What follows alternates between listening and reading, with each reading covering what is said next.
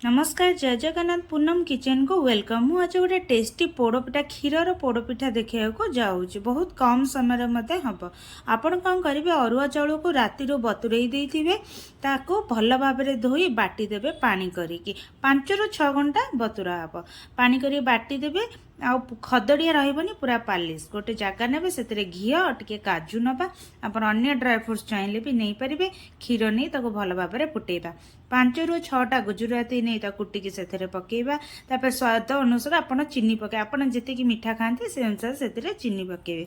तापर कोरा नड़िया पकेबे बटा होता से पिठ को पकईकी भल भाव आम जंतीबा सांगे सांगे जंतीबा ना तलु से लगिज।